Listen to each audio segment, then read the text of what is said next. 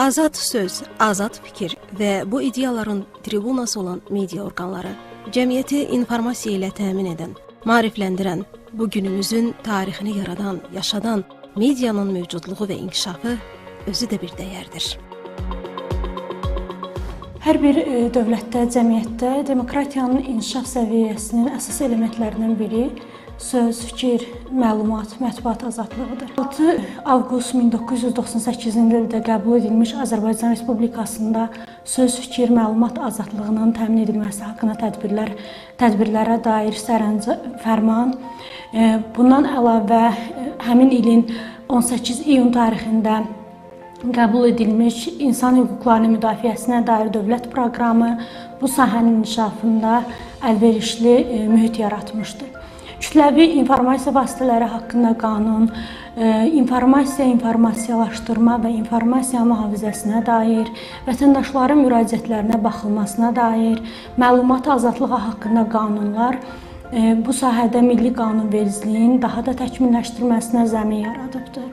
Xüsusilə vurğulanmalıdır ki, mətbuat üzərində dövlət senzurasının ləğv edilməsi, 2001-ci ildə Mətbuat və İnformasiya Nazirliyinin ləğv edilməsi, mətbuat üzərində dövlət nəzarətinin götürülməsi ilə cəmiyyətimizin dinamik şəkildə demokratikləşdirilməsinə gətirib çıxarıbdır. Ümumi liderin bu sahədə mühüm xidmətləri danılmazdır və qeyd edilməlidir ki, bu gün Azərbaycan hüquqi demokratik inkişaf yolunda inamla irəliləyərək söz, fikir, məlumat azadlığına geniş imkanlar yaradır.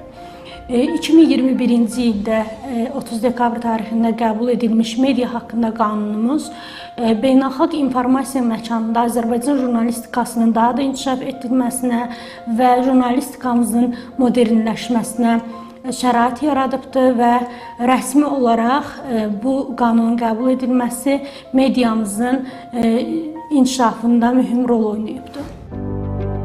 Ölkə prezidenti söz və mətbuat azadlığının əhəmiyyətini vurğulayaraq deyirdi. Bütövlükdə söz və informasiya azadlığı hər bir ölkə üçün, ölkənin inkişafı üçün ən vacib olan məsələlərdən biridir.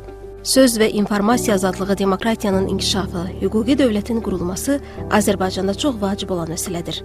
Mən hesab edirəm ki, bu sahədə ölkəmiz çox böyük uğurlu yol keçmişdir.